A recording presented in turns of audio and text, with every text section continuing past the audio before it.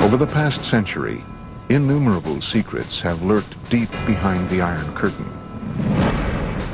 Case in point, a 50-year string of mysterious incidents that many say include UFO crashes, dogfights, and underground reverse engineering at the most top secret of all former Soviet military bases, Kapustin Yar. Some even say that this base was the site of a mysterious incident that took place in 1948. A spectacular UFO crash landing.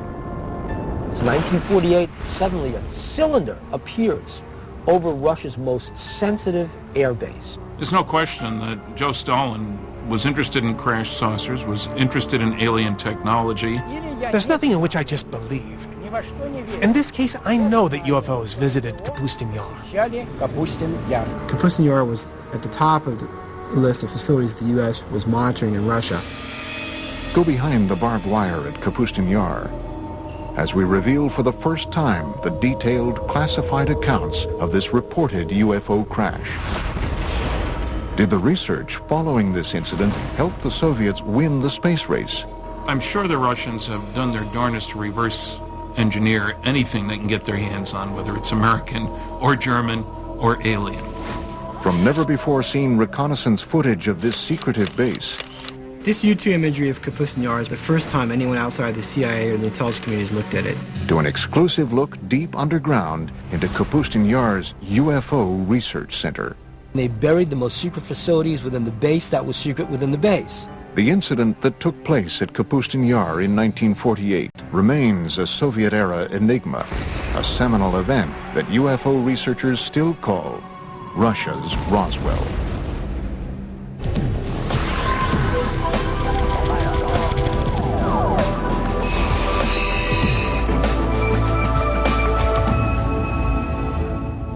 This is Kapustin Yar, a top-secret military facility located 60 miles southeast of the former Stalingrad and 500 miles south of Moscow. Built under the personal direction of Joseph Stalin, it is Russia's oldest and largest military facility. Its activities over the past 60 years have fueled controversy over what really goes on behind these walls. Kapustin Yar, or Vladimirovka, as initially it was called. It was, and it still is the first Russian space range. I'm Vladimir Semenov, and I was with KGB for 26 years. Kapustin Yar, everything was top secret. It was nothing there not secret. I am Sergei Khrushchev's son and former Prime Minister of Soviet Union, Nikita Khrushchev. Less than a year after the Roswell crash made headlines around the world, many believe that this Russian base may have experienced a landmark UFO encounter and crash of its own. June 19, 1948, early evening. According to reports, Kapustin Yar's air traffic controller sees a strange object appear on his radar screen. At the exact same moment, a MiG pilot about 10 kilometers downrange from the base sees a large silver cigar-shaped UFO directly in front of him. He radios back to the base that he's being blinded by a bright light. A Russian pilot encountered a UFO in 1948 and tried to attack it with extremely unfortunate results for both. The pilot was blinded by rays of light emanating from the UFO. It is believed that under direct orders from Soviet Air Force Commander-in-Chief Zyugarov, the pilot engaged the UFO for almost 3 minutes before launching a missile that was finally able to bring the object down.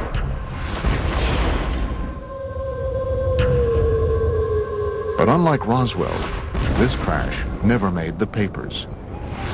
It's 1948, it's a secret airbase. Suddenly a cylinder appears over Russia's most sensitive airbase. They scramble the MiGs. It's a dogfight. Russian pilots are good. And imagine this plane getting right on top of that craft. The MiGs fire their rockets as the directed particle beam weapon explodes the MiG, and they both go down. Reports suggest that the blinded pilot, in his final attempt to regain control of his MiG, was hit by the object's weapons and perished along with his airplane. What did the aliens use? What were they firing? What they were probably using was a particle beam weapon. We know what the MiG used. It was the things that the Russians were using at the time. It was firing its guns, it was firing its rockets, and it was firing some very early version of a missile. Somehow, that MiG was able to break up the anti-gravity envelope that surrounded the craft. The cigar-shaped object couldn't stay aloft anymore and crashed. And the Russian retrieval teams, overjoyed that they have their first spacecraft, jump on this thing, and they take it underground to Zitkar, and the Russian secret UFO program begins. I'm Bill Burns, publisher of UFO magazine. Let's face it, everybody wants to get his hand on a flying saucer. It's a wonderful weapons delivery and defense system. I'm Stanton Friedman. I'm a nuclear physicist, lecturer, ufologist. This 1948 crash is one of many strange events that has turned Kapustin Yar into an even more mystifying version of America's Roswell and Area 51. The Soviets had to get their hands on what we had. We had the Roswell crash. We really had a storehouse of technology that we developed in the early 1960s out of Roswell. The Russians didn't have that. Well, how do you get that technology? It doesn't just fall out of the sky. You go after it. And the Russians went after it by embarking on suicide missions. Anything they could do to get their MiG pilots to shoot down an extraterrestrial spacecraft was fair game. From the time it was constructed in the early 1940s, Kapustin Yar was cloaked in secrecy. It is a place where it is said the Soviet Union's top researchers, scientists, and military specialists were sent to develop highly classified Cold War technology and weaponry. I know everything because I spent months and years in the Kapustin Yar working there testing our cruise missiles that we designed for the Soviet submarine to sink American aircraft carriers. Kapustin Yar was on a very short list of facilities that the U.S. intelligence wanted to get imagery of. There basically there's three things going on there. They're testing surface-to-air missiles, they're testing surface-to-surface ballistic missiles, and they're also testing air-launched missiles, cruise missiles. All three are going on at the same place, and so it's of high interest to U.S. intelligence. In fact, the building of the base was so secretive that when a small town nearby was deemed by the Soviet military to be too close for comfort, its residents were evacuated, and it was simply eliminated. The name of the town? Zitkar. Zitkar is a small town just a few miles downrange of the Kapustin Yar test complex, and basically probably what happened was the Russians decided that due to people seeing what was being tested, it would be better to just close that town off. Many researchers believe the name Zitkar was subsequently assigned to the highly classified subterranean UFO research center beneath Kapustin Yar. There is an idea that in Zitkar and Kapustin Yar there is a storage point for crashed UFOs and corpses of the visitors and members of their crew. Zitkar is analogous to what Area 51 is to Nellis Air Force Base and Groom Lake in Nevada. Different countries have various places where they take their UFO technology. And what they do with it is they try to break it down. They see what it is and how can we reverse engineer this. But long before the 1948 crash, the area around Kapustin Yar and the skies over Russia have been home to many other well-documented and eerie encounters with UFOs. Some date back to a time before what we know as Russia even existed. Russia is a huge land. UFOs have been sighted over its territories for, I would say, thousands of years. I am Paul Stonehill, co-author of UFO USSR. One, which is quite famous, was sighted back about 950 AC by an international traveler of the time, Ibn Fadlan. He and his co-travelers were able to see strange sightings in the sky that scared them immensely. But the local people would laugh at them and say, we see it quite often. Aerial battles, beings fighting each other, strange aircraft, something that's similar to a Star Wars battle scene from a modern movie. Amazing stuff. Legend has it that the spectacular aerial battles that played out in the skies gave the Arab warriors strength and courage to defeat their enemies during the next day's fight. In the 17th century, Russia experienced a rash of UFO sightings, These objects were described by many who witnessed them as comet-shaped balls of fire. The most famous one would be the Rob Ozero incident, when a very unusual, huge fiery disk arrived in the area of a northern Russian lake. One eyewitness submitted the following account. On this, the 15th day of August in the year 1663, a great crash sounded out from the heavens. Around the stroke of midday, there descended upon Rob Ozero a great ball of fire from the clearest of skies. In front of the fire, there were two fiery beams. It went from south to the west and was about 500 meters away when it vanished. But once again it returned, staying over Rob Ozero for 1 hour and a half, filling all those who saw it with a great dread. This documented account goes on to detail fishermen scalded by the burning lake, along with glowing fish that flung themselves onto the ground to escape the looming fireball. Stories, like what they saw over Rob Ozero, were common in pre-revolutionary Russia and outside of Russia in Europe. When we speak specifically of sightings on the territory of the Soviet Union, percentages are very high, more than 50%, that these UFO sightings would be some sort of fiery, sphere-shaped UFO. Another extraordinary sighting took place over Moscow in 1892. An eyewitness report was later published in the March 17, 1892 edition of the Russian newspaper Svet. The pillar of light was pointed straight down to the earth, forming a cone-shaped bundle of rays in the color of ordinary flames. The brightness was considerable and can sometimes be compared to the brightness of an electrical street lamp. The point from which the rays originated didn't move during the whole time, and the rays were visible for 20 to 25 minutes. While enormous fireballs have been sighted over Russia for centuries, there have been none bigger or more devastating than the event that leveled the Siberian forest of Tunguska in 1908.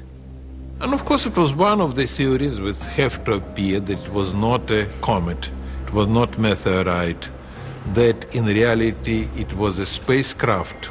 Coming up, did a UFO explode over Tunguska? It is believed that not one but two objects collided over the Tunguska in 1908, equal to many Hiroshimas.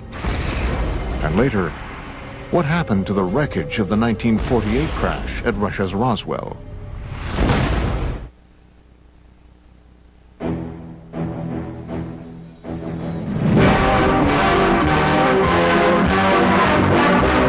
Hurtling through the solar system, a streak of cosmic dust strikes the Earth. Commonly, these meteors are vaporized by friction in the atmosphere. This is part of the story of one that wasn't. A meteor that landed in 1908 in Siberia with the destructive force of a cannonball. June 30th, 1908, approximately 7 a.m. The tranquil forest of Tunguska, Siberia, was rocked by a deafening, earth-shattering explosion. The explosion packed the power of a 40-megaton hydrogen bomb. Large trees snapped like tiny twigs as the explosion decimated the dense forest. The effects of the blast were felt as far away as Western Europe and were at first believed to have been caused by a giant meteor smashing into Earth. My own personal conclusion is that that was Mother Nature showing off, if you will, but that there was no intelligence behind what happened there. It wasn't a rocket, it wasn't a bomb sent to let us know that aliens are watching you, Earthlings. Literally a catastrophe from outer space. Yet UFO researchers say if this devastating explosion was the result of a meteor, why were there no craters found in or around Tunguska? It is something scientists to this day have had trouble explaining. This was, let's call it an explosion, although some people call it an implosion. Whole kilometers of the taiga forest were destroyed. The event itself caused changes in the magnetic field of our planet. The academic establishment is of the opinion that the Tunguska event was simply a meteor, but there are many facts that speak to the idea that it was, on the contrary, rational guided flight. It made a turn, which is something that a natural object or meteor could not have done. What was it that could have done that level of devastation and not leave a crater? Modern-day UFO researchers were not the first to suspect that the Tunguska event was the work of something other than a meteor. Reports suggest that Stalin believed the Tunguska blast was the result of a UFO that had launched some sort of experimental weapon. Stalin was interested in the acquired information to determine whether UFOs presented an immediate threat to the Soviet security. That's why he used some of his top scientists to give him an assessment. Scientists like Korolev studied UFO materials. Sergei Korolev, one of the Soviet Union's most celebrated scientists, would go on to become the father of the Russian space program and the man responsible for Sputnik. Along with Stalin, he was determined to solve the mystery of Tunguska. These observations prompted him to finance an expedition to the place where the Tunguska event happened. Sergei Korolev used his own money to send an expedition to the Tunguska area in helicopters. Korolev never met with Stalin. There was some researchers who was looking to prove that Korolev really met with Stalin, but they didn't find any record. Stalin presumed it really could have been a spaceship. He wanted to find the fragment of that ship, put it back together, and recreate the object for military purposes. Initially, Korolev found that many of the physical scars left behind at Tunguska were still visible. But the most shocking discovery came in the form of radioactive metallic fragments found at the site. Debris uncharacteristic of any asteroid or meteor. If you go along the flight path of the Tunguska object and continue past the crash site, you reach an area that Russian ufologists call the Devil's Graveyard. It's a 300 square meter area where not a single plant grows and animals die. It also has a higher than normal radioactivity level. This is a result of what might possibly be a radioactive metallic fragment from the crash. The radiation levels were there. I mean, meteors don't come down with that level of radiation. So one of the stories is it was a mothership that detonated. It is believed that Korolev privately told Stalin that the incident at Tunguska had indeed been caused by a UFO, fragments of which were still scattered around the area. However, in his top-secret official report, Korolev is said to have told a much different story. The official party line, Tunguska, was the result of a giant meteor. The whole point was, if the information serves the bureaucracy, good. If it doesn't exist. So where were the radioactive fragments from Tunguska taken? Some believe the evidence was transported to Kapustin Yar's underground base, Zitkur. Different countries have various places where they take their UFO technology. Well, the Soviets basically had one at Zitkur, and it was where they could try to figure out what the technology is and how do we use it. And of course, the security around those bases is essentially shoot-to-kill security. Was Stalin's team of scientists inside the underground lab of Zitkur using UFO wreckage to advance their fledgling missile defense and space programs? They had a couple of people, men, at the top of their program who really pushed the space program. I'm Fred Kulik at Caltech. The head of the space program had direct connection to Stalin and later Khrushchev. In their quest to acquire UFO technology to beat the Americans in the space race, it has been reported that top Soviet military officials ordered MiG pilots to shoot down UFOs as far back as World War II, a time just before the Russian Roswell crash of 1948. So that gives you a two-pronged concern about UFOs. One, you want the new technology to top the other guy's flying technology. And two, we need to be on the alert for new stuff from them. So either way, you want your guys to shoot them down. As the word spread that UFO wreckage from Tunguska and the 1948 incident were being studied at Zitkur, Russia's Cold War enemies were becoming more and more intrigued by what might be going on above and below the top-secret military base. The CIA had agents in the Soviet Union back in 1950s who had reported on UFOs, and the CIA was very much interested in what was happening in the Soviet Union. Coming up, shocking, never-before-seen U-2 reconnaissance photos of Kapustin Yar. And later, an underground tour of Zitkur, revealing for the first time ever the base within the base at the center of Russia's Roswell. In the early stages of the Cold War, the Soviet military test site of Kapustin Yar became a hotbed of secret activity. Activity that involved advanced weapon, missile, and rocket tests. So after World War II and the development of the atomic bomb, they were not able to build small atomic weapons. So they had to build big rockets to carry them. Unlike the U.S., we still had fairly sizable rockets, but we could miniaturize things to a certain extent, much better than they could. So from the very beginning, they envisioned large rockets, and that really gave them a start on the space program as well. The Russians had one of the scariest pieces of paper I've seen at one of the 20 archives I've been to, said that the Russians have made more progress in the past 18 months in the development of nuclear weapons and methods for delivering them than had been anticipated for 5 years. That was in 1951. By the early 1950s, rumors of UFO activity and experiments at Kapustin Yar had indeed leaked beyond Soviet borders.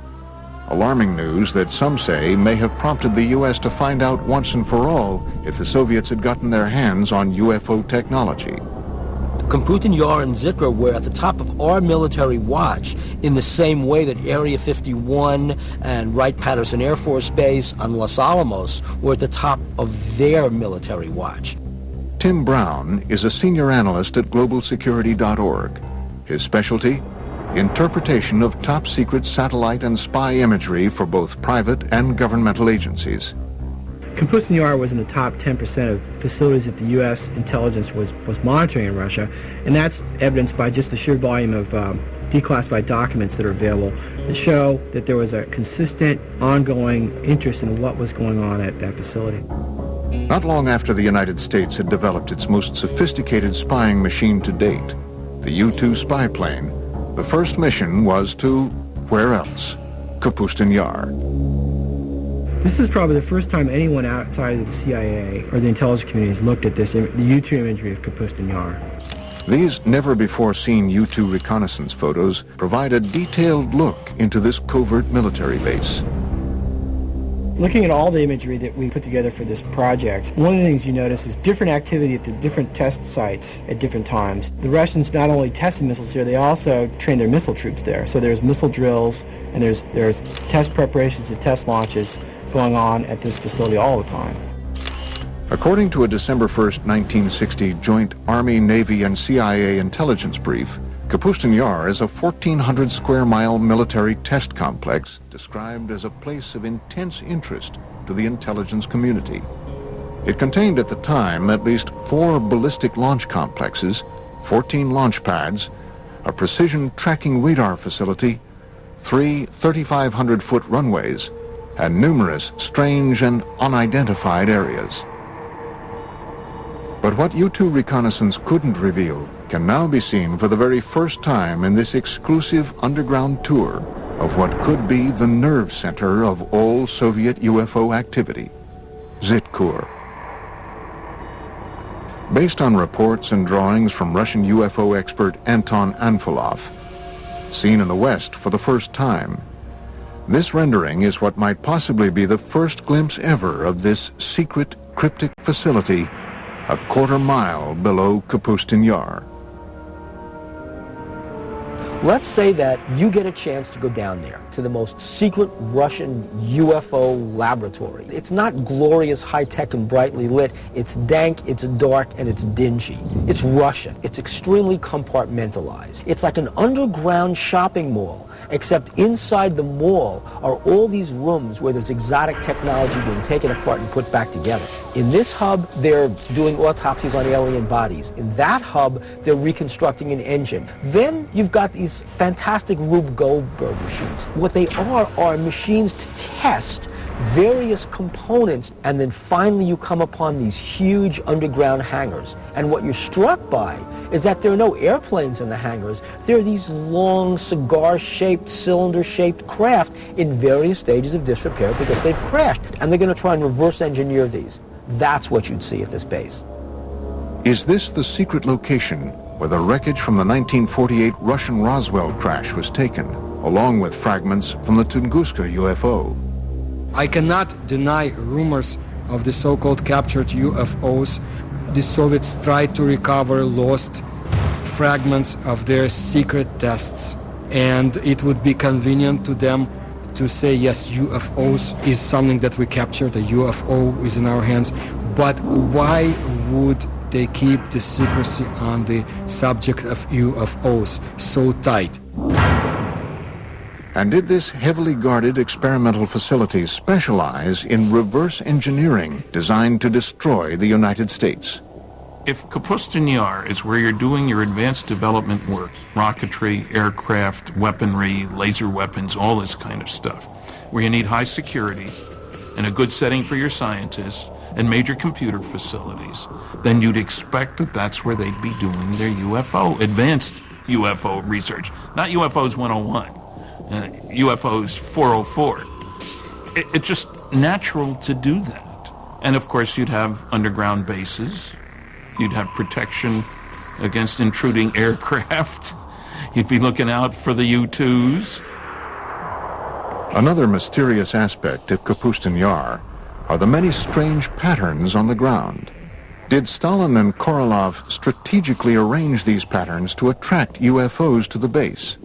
Some researchers believe the Russians may have borrowed this idea from ancient civilizations, whose pyramids are said to have been constructed in geometric shapes and patterns designed to attract inhabitants from other worlds.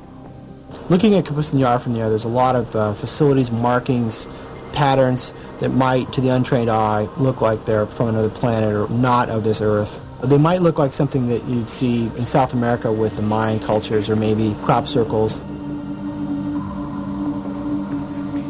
Between the reported UFO crashes and the ultra-top-secret research, how did the Soviets flaunt their advances at Kapustin Yar? Now there was a new date for Russian youngsters to remember. October 4, 1957, when Sputnik, the first Earth satellite, was launched. October 4th, 1957. The Soviet Union's space program successfully launches the world's first artificial satellite into orbit. In the history of the Earth, no other event had captured the imagination of so many people as this first step into space. 4 years later, the Russians once again beat the Americans by launching Yuri Gagarin into space in the first manned flight to orbit the Earth. 2 feats that put the Soviet Union way out in front in the ultra-competitive space race. We are the first, and all next steps in space for, I would say, for nearly 10 years, Soviets was ahead of the United States. First man into space, first woman into space, first walk into space, first rendezvous in space, first docking in space, and so on and so forth, until 1981 when the shuttle was launched. I'm sure the Russians have done their darnest to reverse engineer anything they can get their hands on, whether it's American or German or alien. Coming up, relive what many believe to be a spectacular UFO crash at the actual site in a village near Kapustin Yar. I don't recommend that we stay here any longer. It's already harmful. Let's leave here and go to some place where no unknown forces can act upon us and influence us. And find out exactly what the KGB knew about dogfights between MiGs and UFOs at Kapustin Yar as we open the mysterious KGB Blue file.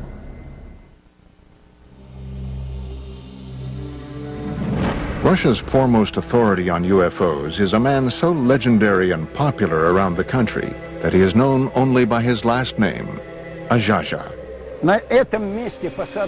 On this spot of the UFO landing, an American group is filming for the first time. He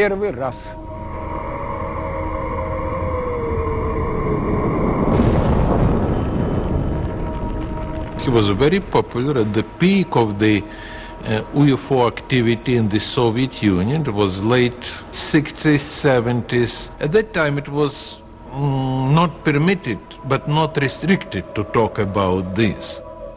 Azhaja invited the History Channel on an exclusive tour of a reported UFO crash site not too far from the site of the Russian Roswell crash of 1948. For that, I have to stand there, on that particular corner. Using 2 copper rods, Ajaja begins the tour by testing the ambient energy that the crash site still emits today.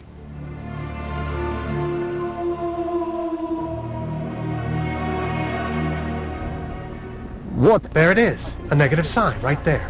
Там.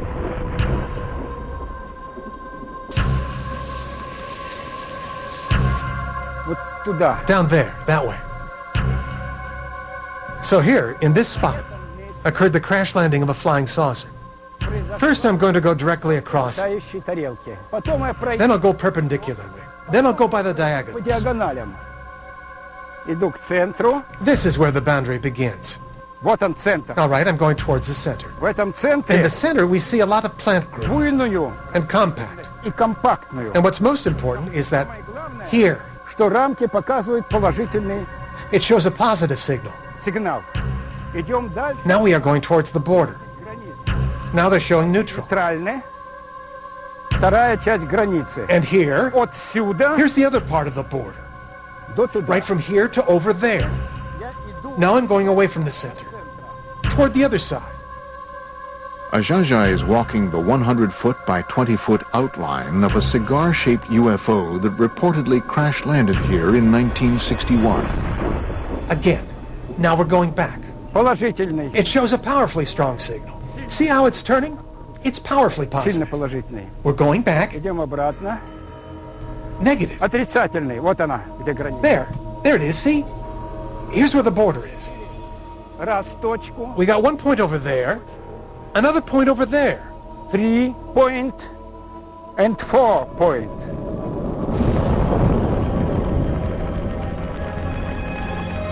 Animals avoid this place. They go around it. Cattle don't graze here. Yes, there is unknown energy, Энергия, которая which, as experience shows, affects people in a negative fashion. отрицательна. Изменяется пульс. Изменяется пульс. Your pulse changes. Возрастает The сердцебиение. heartbeat changes. You grow short of breath. You begin to sweat. Дольше оставаться, Okay, потому что это уже вредно. I don't recommend you stay here any longer because it's already harmful. Там, где на нас не влияют. Come on. Let's leave here. For a normal place, where no unknown forces will influence us and act upon us. Ajaja's account of this UFO crash was supported by a resident of adjacent Shodnya village, who upon seeing Ajaja told her account of seeing the crash out of her window, which overlooks the site from less than 200 yards away. Примерно в часа 4-5. Well, it was 4 or 5 in the evening. It was later in the day. And suddenly my mother screamed. She said, "Hey, look at that. There was some kind of ball, a sphere that flew by." And then she said, "Oh, it's probably a flying saucer." And it was a big, fiery red sphere that flew by. The sphere went over there, past the train tracks, and went down into the valley of the river Skunya, right down and over the river. Experts like Ajaja believe that UFO events like this crash, as well as the 1948 Russian Roswell crash, caused a Pandora's box to open over Kapustin Yar, leading to what some have called a war in the skies over Russia. Получали команду. Pilots would often receive orders from the ground to defend their airspace and shoot down UFOs. Other times, the UFOs would go on terrifying attacks. Атаку. What intrigues me about the Russians as much as anything is apparent dogfights between UFOs. And I've read several accounts of that, several of them having dogfights. Perhaps the most compelling evidence of encounters between Soviet MiGs and UFOs over Kapustin Yar comes firsthand from the most celebrated of all Soviet test pilots, Marina Popovich. A national hero, a cosmonaut, perhaps the Chuck Yeager of Russia. She says that she witnessed actual battles between Soviet pilots and UFOs. One incident in 1964 occurred during a Soviet Air Force training mission. Alexander Kopegin was the commander of a squadron and a pilot instructor in one of the flight schools. One day he was flying with a cadet and they were attacked by a UFO. They went into a spiral dive. While on another top-secret military expedition in February 1980, Colonel Popovich encountered multiple unidentified objects in the skies over Russia. I saw 3 fireballs, 3 amazing lights in the form of a triangle, and I observed them as they flew away. Another MiG test pilot, Colonel Vyatkin Lev Mikhailovich, agreed to tell his first-person account for our cameras for the very first time. August 7th, 1967, 6:30 in the evening. Colonel Mikhailovich reports that his MiG was momentarily captured in midair by a UFO. When I was making the aerial move to the left, suddenly from above I saw a light. This big disc began to slowly light up, and I just had time to quickly tilt the plane, but the wing hit the ray of light. The plane shook and the gauges and instruments began to move from right to left, right to left. It is as though the ray of light dissolved into shining little points of light. Imagine my surprise when my technician named Mikhail said, "Lev Mikhailovich, the wing of the airplane is glowing." As it turns out, for a whole week in the hangar, the left wing was glowing with a white light. They washed the wing with kerosene, and soon after that, the glowing ended. Fortunately, Colonel Mikhailovich's encounter with a UFO over the skies of Kapustin Yar in the 1960s did not end as dreadfully as the famous 1948 encounter in the same skies. No, I wasn't scared. I was just puzzled. I was particularly stunned that the ray of light turned out to be hard, because I felt the impact. As UFO reports continued to stream into the Soviet government from both civilians and military officials, the KGB was busy covering up the reports, silencing those who made them, and clamping down on the press. But all the while, the spy agency was creating an official report on UFO activity in the USSR called the KGB Blue File. Americans will never understand this, you know, because you have to be inside KGB to know the power KGB had. And during Stalin time, KGB was unbelievably powerful. Written and researched over the 20-year span between the mid-60s and the mid-80s, the KGB Blue File was one of the most extensive official explorations of UFOs ever commissioned by any governmental agency anywhere. The KGB Blue File is a 124-page collection of documents released in 1990. I believe this is not everything the KGB has had in their hands, and I'm not the only one. The Blue File compiled thousands of reports of UFO sightings, dogfights, and crashes, all of which were described in vivid detail.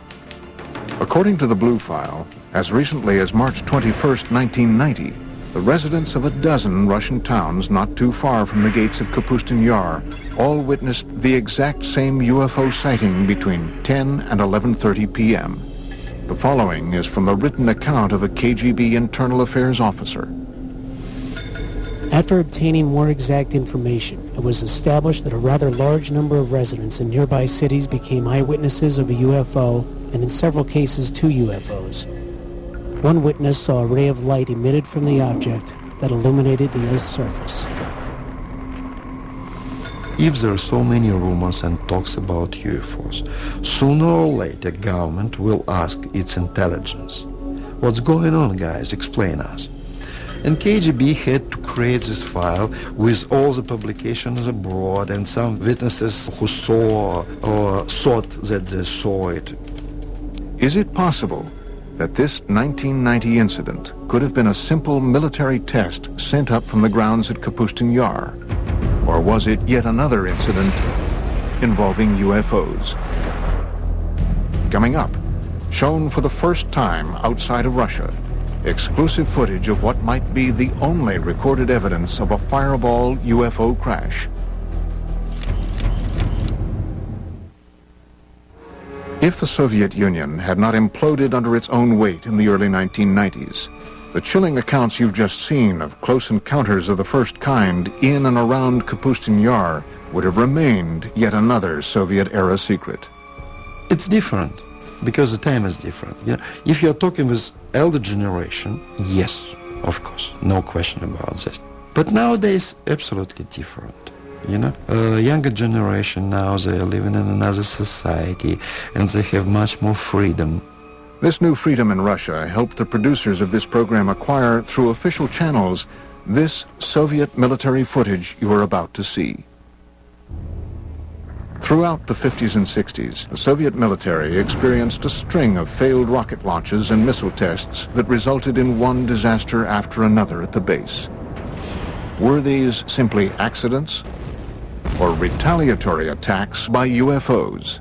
I have heard a story, for what it's worth, and I don't usually talk about myths, but I've heard that 4 Soviet big launch vehicles were exploded on the pads by aliens because they kept trying to shoot down the flying saucers. Hidden from view for 45 years, a Soviet military cameraman captured the after effects of what appear to be 2 fireball-shaped UFOs that reportedly crashed early on June 3, 1960.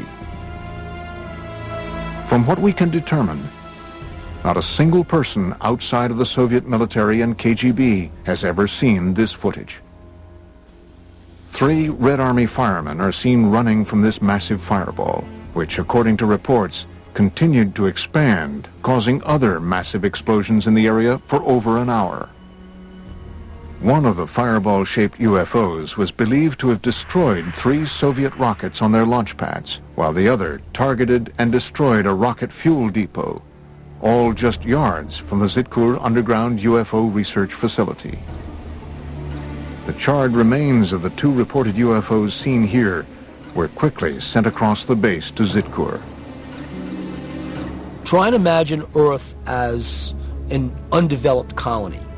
And just like the United States and the Soviet Union fought wars over other areas, political wars over other areas, imagine the aliens want our resources. And they're fighting over Earth the same way the U.S. and the Soviet Union had conflicts over other areas after World War II. How could all of these shocking events have been held back from the public for so many years? The Stalin's time and early post-Stalin times, everything was restricted. So he was not allowed to talk about this. In Stalin time, they will simply send you to the prison. Could all of these UFO accounts and the trail of freshly unearthed evidence of UFOs be attributed to logical explanation? Or is it possible that strange things really do happen in Russia? A reporter for one of America's largest newspapers says yes. In May 2005, reports reached the Moscow bureau of the Los Angeles Times that a lake about 3 hours away from Moscow had simply vanished. We went up there because we heard that it had just disappeared, and I said, you know, I'm not going after this story. A lake does not just disappear. Kim Murphy visited the site a few days later. Her account was published on the front page of the newspaper on May 27, 2005.